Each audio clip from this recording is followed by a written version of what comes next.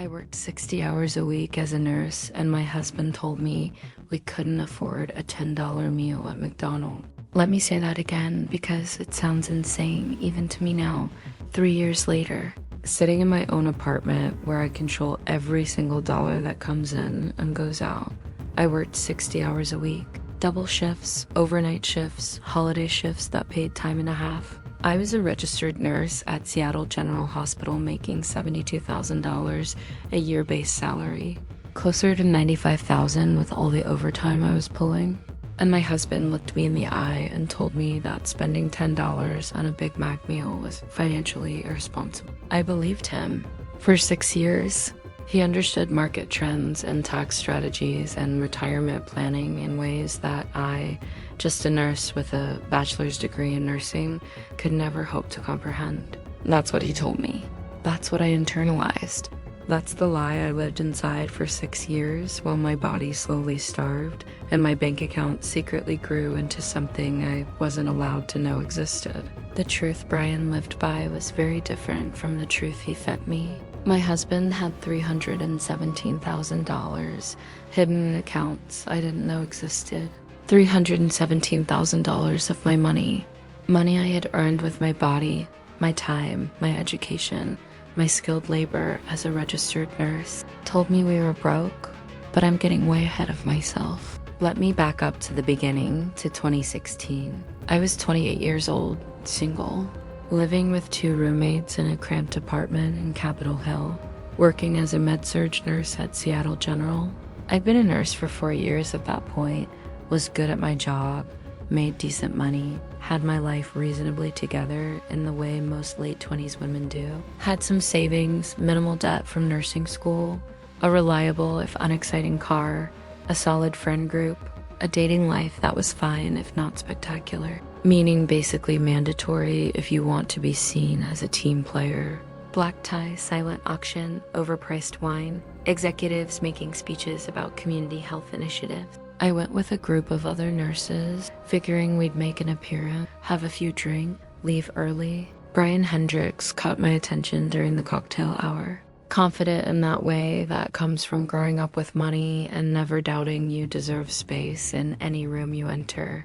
And I found myself listening to his analysis of market trends and risk management. Introduced himself, asked what I did at the hospital, seemed genuinely interested when I said I was a med-surg nurse, asked intelligent questions about nursing work, didn't do that thing some men do where they immediately try to one-up your profession or explain your job to you. He listened, responded thoughtfully, made me feel like my work mattered. He told me he was a financial analyst at Merrill Lynch, had grown up in Bellevue, went to UW for his MBA, specialized in retirement planning and investment management for high net worth clients. When he asked for my number, I gave it without hesitation. Brian picked me up, opened doors, paid for everything without making a show of it. Asked questions about my life and actually listened to the answers. Second date was a Mariners game, which he knew I'd mentioned loving baseball during our first conversation. Third date was hiking at Rattlesnake Ledge, followed by brunch in North Bend. By date 5, I was hooked. He seemed perfect, successful, stable, emotionally available, genuinely interested in building something real. Looking back now, that seems fast, but at the time it felt right. I was 29, ready to build a life with someone, tired of roommates and dating apps, and wondering if I'd ever find a partner who had their shit together. Brian checked every box I'd been looking for. We got married in June 2017. Small ceremony at a vineyard in Woodinville, honeymoon in Hawaii. I moved into his condo in Fremont, a nice 2-bedroom place he owned, significantly nicer than anywhere I'd lived before. Everything felt like an upgrade, better neighborhood, better apartment, better life partnership than I'd imagined possible a year earlier. The financial control started so gradually I didn't recognize it as control. It started as Brian suggesting we combine our finances now that we were married, which seemed normal and practical. We opened a joint checking account for household expenses. He suggested we each keep our individual checking accounts for personal spending money, which also seemed reasonable, maintaining some financial independence while building shared financial goals. Then Brian suggested we consolidate our savings into one high-yield account he'd found that offered better interest rates than our separate savings accounts. Made sense. He was a financial analyst. Obviously, he knew more about maximizing returns than I did. He set up the new savings account in both our names, but with his email as the primary contact. That would just be redundant. Within 3 months of marriage, Brian had slowly, systematically, politely maneuvered our finances into a structure where he had complete access and visibility into every account. And I had direct access to exactly one, my personal checking account where my paychecks were deposited. Brian suggested about 4 months into our marriage that we streamline our finances even further by having both our paychecks direct deposit into our joint account. Then he'd transfer appropriate amounts into our personal accounts for individual spending. The strategy his parents had used successfully for 30 years, and I was working so many shifts picking up overtime constantly because we were chronically understaffed at the hospital that I barely had time to check my own accounts anyway. Letting Brian handle the financial management felt like one less thing I had to worry about. That was my first mistake, though I wouldn't understand that for another 5.5 years. The allowance started subtly, usually around $300. When I asked why it wasn't more, why my entire paycheck wasn't going into my personal account, he explained that most of my income was going toward our shared expenses and savings goals. You're making about $72,000 base salary, he'd explain, pulling up spreadsheets on his laptop to show me. After taxes, that's about $54,000 net. Divided by 26 pay periods, that's about $2,000 per paycheck.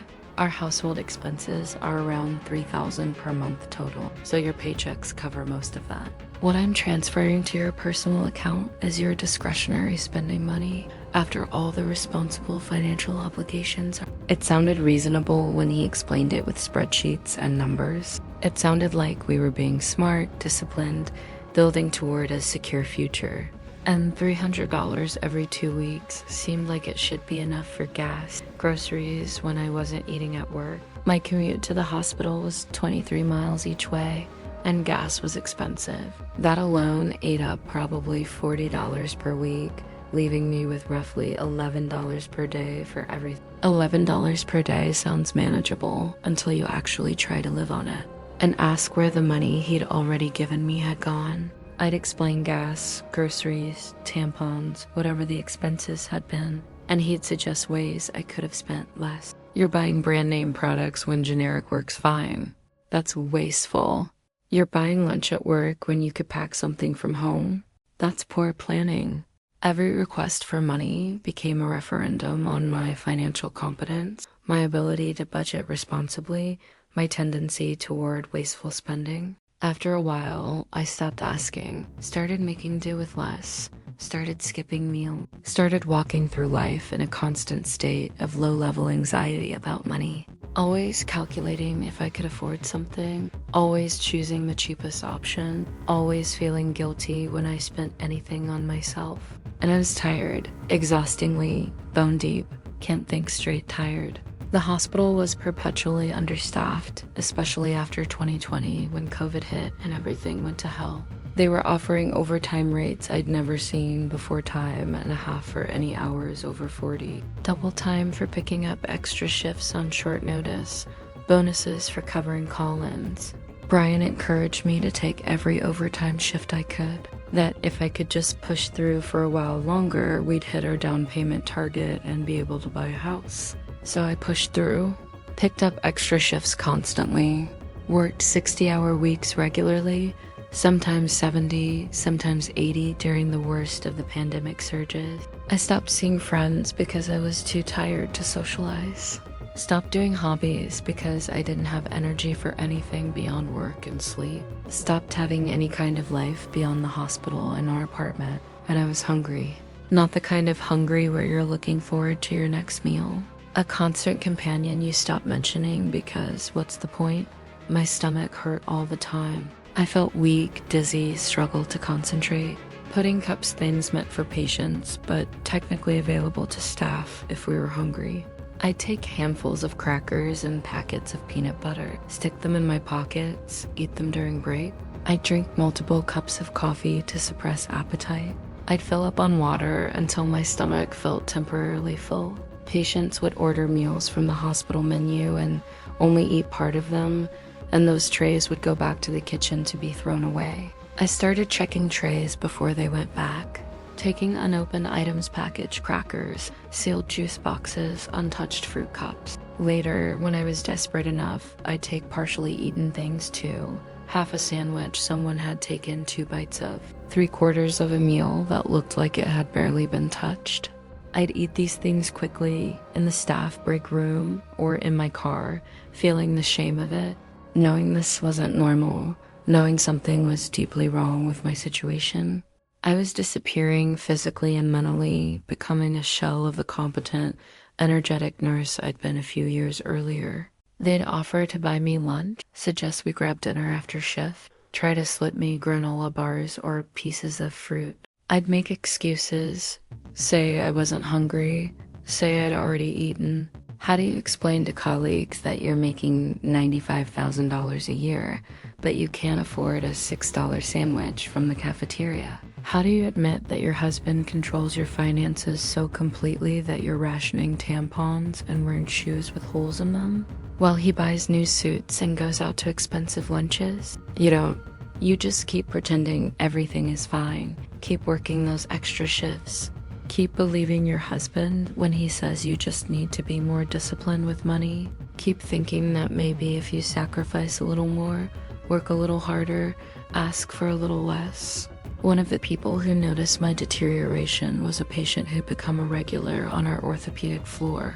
I'll call him Sam, though that wasn't his real name. Sharp as hell despite the pain medications he was on for the multiple surgeries he'd had after a bad car accident. He'd been on our floor on and off for about 8 months, various procedures and recoveries, and he'd developed a reputation as one of the good patients, polite patient. Sam had this habit of ordering way more food from the hospital menu than any one person could possibly eat. He'd order 2 entrees, multiple sides, extra desserts, several beverages, then act surprised when his tray arrived with all that food. Sam never made it weird, never commented on the fact that I was the only nurse who consistently took him up on his offers. Did I enjoy working at Seattle General? How many hours was I working per week? Did the hospital treat its nurses well? I answered honestly because the question seemed innocuous, just friendly conversation with a long-term patient who was bored and wanted human interaction. But I was picking up a lot of overtime because my husband and I were saving for a house. That's a lot of hours, Sam commented one day in March 2021. I'd been assigned to his section again after he'd come back for another surgery. What are you up to now, 60, 70? Usually between 55 and 65, I admitted. Sometimes more if there are last-minute call-ins and they need coverage. Yeah, we're trying to build up a down payment. My husband handles the finances, and he says we're making good progress, but housing in Seattle is so expensive that we need to keep pushing for a while longer. Sam nodded thoughtfully. Sam was quiet for a moment, his expression unreadable. Then he said, "And your husband works too?" "Yeah, he's a financial analyst, makes around 85 base.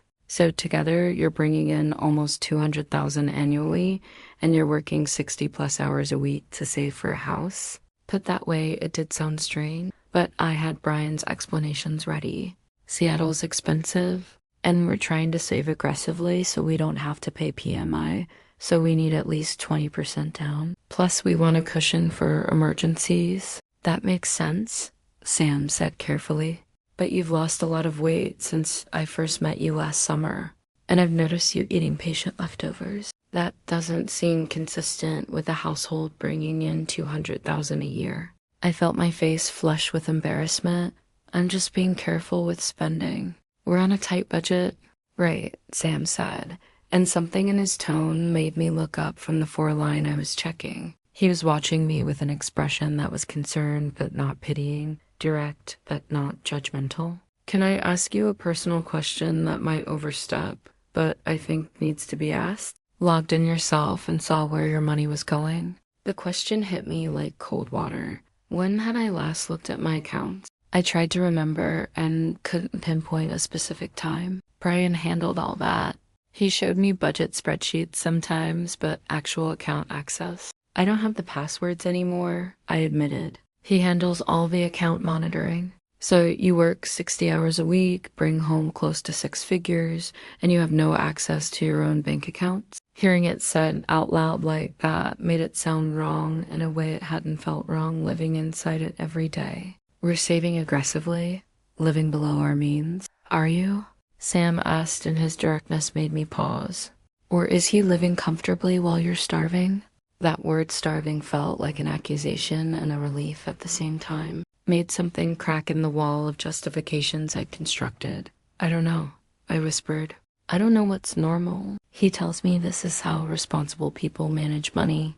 That I'm too focused on short-term comfort instead of long-term security. He says if I understood financial planning better, I'd see that this is the smart approach. He's told you that you don't understand finances? I don't, I said, not like he does. He has an MBA. He works in finance. I'm just a nurse. You're smart enough to keep people alive in crisis situations, Sam said firmly. That I needed Brian's expertise, that my inability to understand where our money went was a personal failing rather than a deliberate obfuscation. What do you think I should do? I asked, feeling something like hope and terror mixing in my chest. Sam looked at me seriously. I think you should check your accounts. Find a way to reset the passwords or demand that your husband give them to you. Actually look at where your money is going and what your balances are. If everything is the way he says it is, fine. You'll have peace of mind, but if it's not, he didn't finish that sentence. Didn't need to. We both knew what he was implying. This is going to sound paranoid, Sam continued, but in my work I've seen a lot of financial abuse situations, and what you're describing checks a lot of boxes. Complete control of finances by one partner, no access for the other partner, insufficient money provided for basic needs, gaslighting about financial competence. It's a pattern. Financial abuse. I'd heard of physical abuse, emotional abuse, even sexual abuse. The financial abuse? That's not normal financial management. That's something else. Sam was discharged 2 days later, his final surgery recovery complete enough for home physical therapy. If you ever need someone to talk to about your situation, call that number. She's helped a lot of women untangle complicated financial abuse situations. She believe you and she help you figure out what's actually happening with your money. I took the card, thanked him, slipped it into my pocket, and tried to forget about the whole conversation, because acknowledging that my marriage might involve financial abuse meant acknowledging that. They grew slowly over the next few weeks, taking root in moments when I was too tired to maintain the cognitive dissonance. While I ate crackers and peanut butter for dinner because I'd run out of grocery money 3 days before my next allowance. The final crack in my willingness to keep accepting Brian's narrative came on a Saturday in April, after an especially brutal week where I'd worked 4 back-to-back 12-hour night shifts. I came home that Saturday morning exhausted in a way that felt like it was eroding my soul. Collapsed onto the couch, still in my scrubs, because I didn't have energy to change clothes. Brian came out of his home office looking annoyed. You're home early. Shift ended at 7. It's 8:15. I stayed late to finish charting. I thought you were picking up the overtime today. I did pick up overtime. I worked 4 12-hour shifts in a row. I'm exhausted. Time and a half for the whole shift because they're short-staffed. You should call and say you'll take it. I stared at him, trying to comprehend what he was asking. I just worked 48 hours 4 days. I need to sleep. You can sleep tomorrow. We need the money. We're making almost $200,000 a year, I said, frustration breaking through my exhaustion. Why do we need me to work another 12 hours tonight when I can barely stand up? Because we're trying to hit our savings goal, Brian said, his voice taking on that patient, explaining to a child tone he used when I questioned financial decisions. We're so close to having enough for a down payment. If you can just push through a little longer, we'll be able to buy a house, and then you can cut back your hours. You've been saying that for 3 years, I said, and realized it was true. 3 years of just a little longer. 3 years of we're almost there. 3 years of me working myself to exhaustion while never seeming to get any closer to the financial security Brian kept promising. Because you keep spending money we don't have, Brian snapped. If you could stick to a budget, if you could be disciplined about expenses, we'd already have enough saved. But you can't, so I have to keep us on track while you waste money on unnecessary things. What unnecessary things?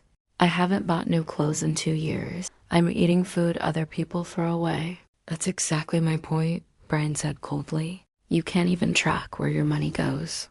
You don't understand finances well enough to see where the waste is. That's why I have to manage everything, because you're not capable of it. And there it was.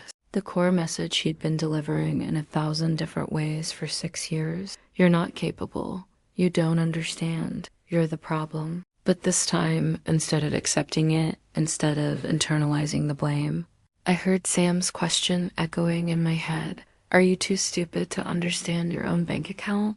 I want to see the accounts, I said. What? Our bank accounts? I want to log in and see them myself. See where the money is actually going. Brian's expression shifted, something like panic flashing across his face before he controlled it. That's not necessary. I show you the budget spreadsheets. I don't want your spreadsheets. I want to see the actual account. The real balances, the real transactions. You don't trust me? He sounded hurt, betrayed, wounded by my lack of faith. I just want to see, I insisted, standing my ground despite my exhaustion. If everything is the way you say it is, then there's no reason I can't look. Fine, Brian said, his voice hard. Check the accounts. See how complex it is. You'll be begging me to take back control within a week when you realize you have no idea what you're looking at. He turned and walked back into his office, slamming the door. I stood there in the living room, shaking slightly, feeling like I'd just done something irrevocable. Answering security questions I'd set up when we first opened the account, creating a new password. The login screen resolved into our account page, and I felt my stomach drop as I looked at the numbers displayed there. Balance. $317,412.67. I stared at that number, refreshed the page. It didn't change. Emergency savings that maybe has 15 or 20,000 if we're lucky. My hands were shaking as I started clicking through transaction history. Direct deposits from Brian's paychecks, larger amounts than he'd ever mentioned to me. Direct deposits from my paychecks, including all my overtime, going into this account I'd been told I couldn't access except for emergencies, and the withdrawals, or rather, the almost complete lack of withdrawals, because this money wasn't being spent. It was just accumulating, growing, sitting there while I starved and worked myself into illness and believed we were barely scraping by. I found another account, a second savings account with $78,000, an investment account with $43,000, a retirement account with $62,000. Together, the accounts held over $500,000. $500,000 that I'd been told didn't exist. $500,000 that I'd helped earn, that included my paychecks, that legally belonged to both of us, but that Brian had hidden from me while restricting my access to $600 a month. I went through every transaction systematically, my nurse brain kicking into documentation mode, the same way I'd chart patient care. I screenshot everything. Receipts for new clothes, electronics, gym membership, season tickets to Seahawks games. Brian had been living comfortably, spending freely on himself, while telling me we couldn't afford basic necessities. The financial picture was clear and damning. That left $12,000 monthly that should have been available for spending or saving. Instead, almost all of it had gone into hidden account, with a tiny fraction returned to me as an allowance, while Brian spent freely on his own wants. I emailed all the screenshots to my personal Gmail account that Brian didn't have access to. Then I just sat there on the bed, laptop open, staring at evidence of 6 years of systematic theft, trying to process what it meant. The door opened. We have over $500,000, I said, my voice sounding distant even to my own ears. $500,000. And you told me we were broke. You told me we couldn't afford food. Retirement accounts are locked until age requirements. It's not money we can just spend. 200,000 of it is in regular savings, I countered. No penalties, no restrictions. Just sitting there while you gave me $600 a month and told me to be more disciplined with spending. We're saving for a house. I've told you that. Then why did you lie about how much we had saved? Why tell me we had 20,000 when we have 200,000? Why restrict my access to money I earned? Because you don't understand financial planning, Brian said, his voice getting harder. You would have spent it. You would have undermined the discipline we need to achieve our goals. I was protecting our future from your impulse spending. There was only evidence of him taking my income, hiding it, giving me back a fraction, and gaslighting me into believing I was the financial problem. I understand that you've been hiding assets while telling me we're broke, building our security. If you understood economics, stop. I cut him off, my voice sharp. Stop telling me I don't understand. I understand that you stole from me. I understand that you watched me starve while hiding $500,000. I understand that you're a thief who used my lack of access to information to control me. That's what I understand. This is exactly why I manage the finances. You're too emotional to think rationally about money. You see large numbers and you panic instead of understanding the long-term strategy. I'm not panicking. I'm recognizing abuse. The word felt powerful coming out of my mouth. This is financial abuse. Controlling all the money, restricting my access, giving me an insufficient allowance, hiding assets, making me believe I'm incompetent with finances. That's abuse. Don't be dramatic, Brian said dismissively. Abuse is hitting someone. This is financial management. Abuse is controlling someone, I countered. And you've been controlling me with money for 6 years. It ends now. An equal say in how our money is spent, or I'm calling a lawyer on Monday morning. You're going to throw away our marriage because you don't like how I manage the budget. You want access? Take it. Check the accounts obsessively if you want. Because managing finances isn't actually that complicated when you're not being deliberately excluded and confused. It's just math, really.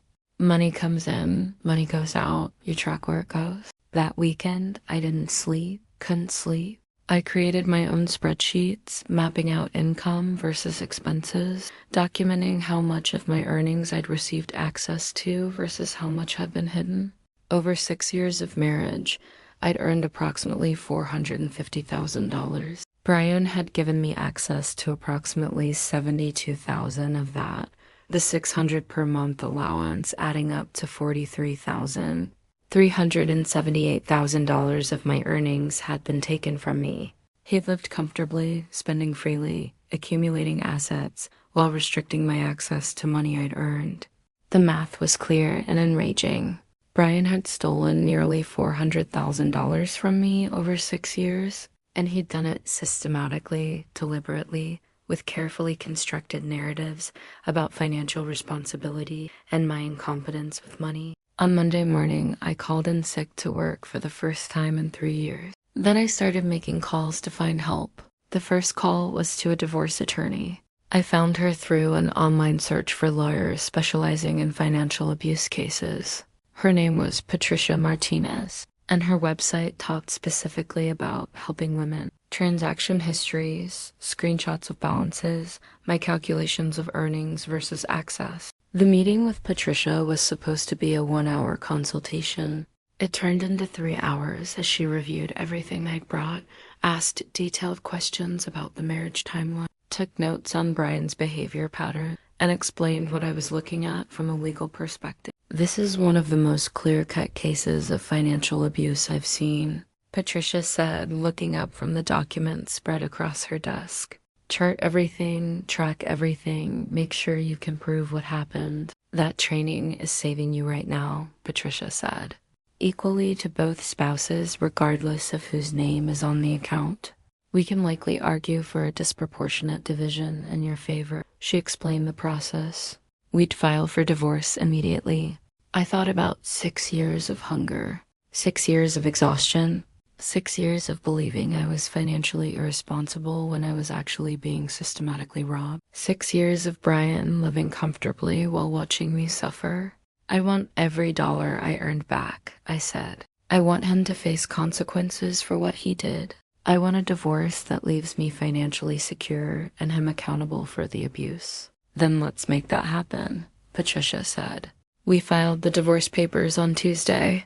Patricia had a process server deliver them to Brian at his office, which meant his colleagues would know something was happening, which meant he couldn't hide the situation as easily as he might have wanted. When I didn't answer, he came home early from work, found me in our bedroom packing my essential belongings into a suitcase. "What are you doing?" he demanded. "Leaving. I filed for divorce. You'll receive the papers at work tomorrow if you haven't already. My attorney advised me to move out to establish separation and prevent any potential conflict. You can't just leave. This is our home. This is your condo that you owned before we married. I have no legal claim to it. I'm taking my personal belongings and going to stay with a friend until I find my own apartment." "What friend?" "You don't have any friends. You work all the time." I'd reached out to a few people I'd fallen out of touch with, explained I was going through a divorce, asked if anyone had a couch I could crash on for a few weeks. One friend had immediately offered her guest room. "You're being insane," Brian said. "Walking away from our marriage because you're mad about budgeting decisions. You're going to regret this when you realize how hard it is to manage money on your own. I'm going to be managing substantially more money than $600 a month," I pointed out. "I'll figure it out." "You won't get half in the divorce," Brian said confidently. "My lawyer will make sure of that. You walked away. You refused to work with me on our finances. You're the one destroying our marriage. The court will see that." I almost felt bad for him that he genuinely believed his narrative would hold up under legal scrutiny. She specializes in financial abuse cases. She's seen the documentation. She's confident about the outcome. You should probably talk to your lawyer about settlement options, because if this goes to court, everything you've done becomes public record. Every hidden account, every restricted payment, every dollar you stole while I ate patient leftovers. Is that really how you want your professional reputation to look? I saw that land. Saw Brian calculate what public exposure would mean for his career as a financial advisor. Hard to convince clients to trust you with their money when you've been proven to steal from your own wife. I left that night with my suitcase, my laptop, my nursing credentials, and my documentation. It had all been built on lies about money, lies about what we could afford, lies about my competence and his management. The divorce process took 8 months from filing to finalization. They were 8 of the most difficult months of my life in some ways. Legal battles, character attack, Brian trying every strategy his lawyer could devise to reduce what he'd have to pay me. But they were also 8 months of reclaiming my life. A small 1-bedroom in Wallingford that I could actually afford on my nursing salary now that I controlled my own income. I reduced my hours at work from 60 per week to 40, keeping my weekend shifts, but dropping the constant overtime that had been destroying my health. I started eating real food from grocery stores and restaurants without guilt or shame or calculation about whether I could afford it. I saw a therapist who specialized in financial abuse recovery. Dr. Sandra Kim helped me understand that what I'd experienced was a recognized form of abuse, that my reactions were normal responses to abnormal circumstances, benefited from my financial ignorance. Financial abuse is incredibly damaging because it attacks your sense of competence in a way that's hard to recognize. Dr. Kim explained during one of our early sessions, physical abuse leaves bruises you can see. Emotional abuse leaves wounds in your relationships, but financial abuse leaves you questioning your intelligence, your ability to function as an adult, your right to make decisions about your own life. It's insidious precisely because it's so normalized.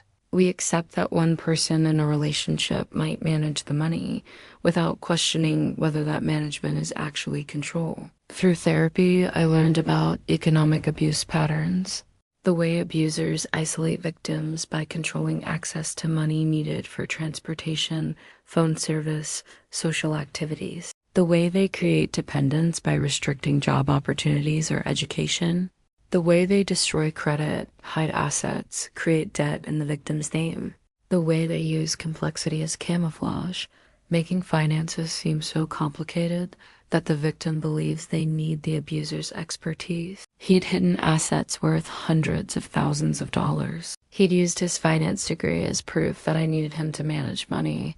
I was too stupid to handle myself. But none of it had been true. I've been perfectly capable of managing money all along. The divorce trial happened in December 2021, 6 months after I'd filed. Brian's lawyer tried hard to paint me. Patricia destroyed that narrative methodically.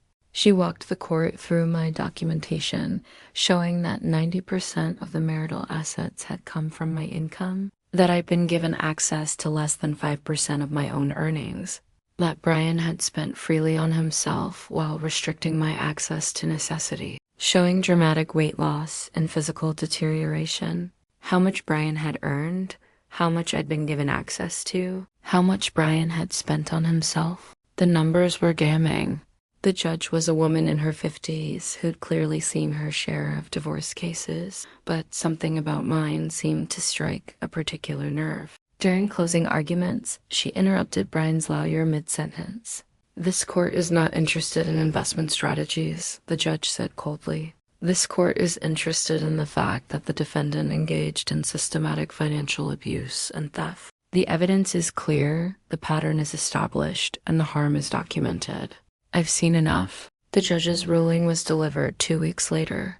I got 70% of all marital assets, approximately. Brian had willfully and systematically misappropriated the plaintiff's earnings for personal enrichment while creating conditions of financial hardship that rose to the level of abuse.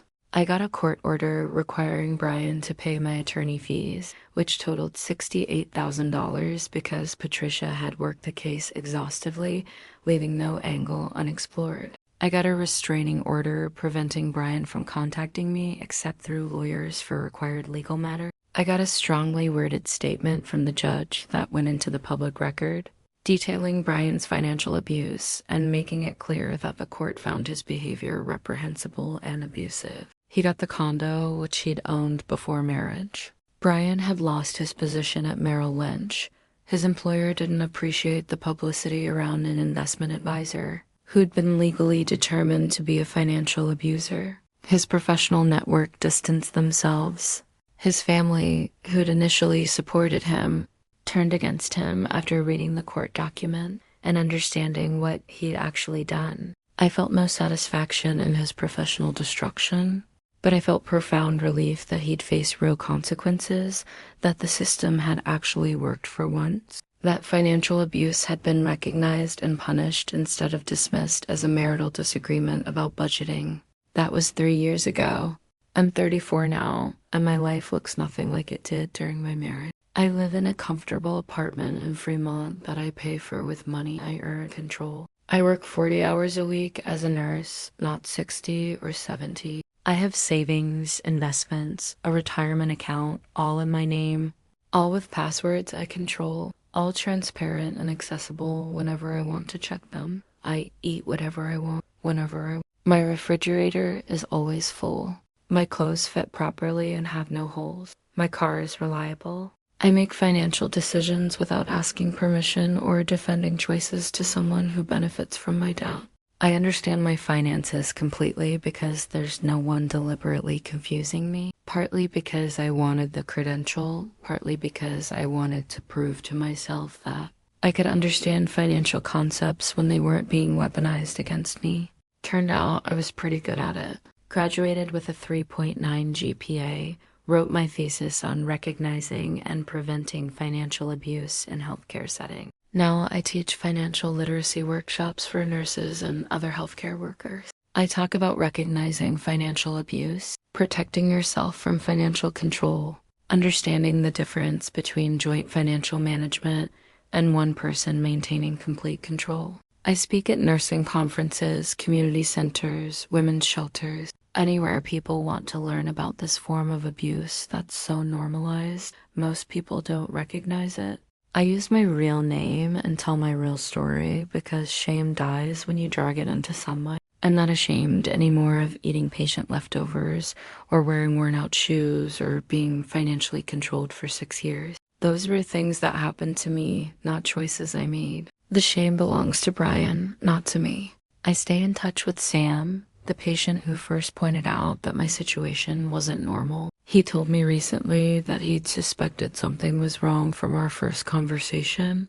Abuse victims are often so gaslit they'll defend their abuser if confronted too early. I saw a pattern I'd seen before, Sam explained over coffee last month. Someone working themselves to death, clearly malnourished, talking about how they're saving money and being financially responsible, but none of it added up. You were making 6 figures and eating trash. That's not financial responsibility. That's control. Sam was right. Everything about my marriage to Brian had been about control, not love, not partnership, not building a future together. Just control, enforced through money, maintained through lies, justified with condescending explanations about my financial incompetence. The most important thing I learned through all of this is that financial abuse is abuse, full stop. It's not one person being better with money and helping their less capable partner.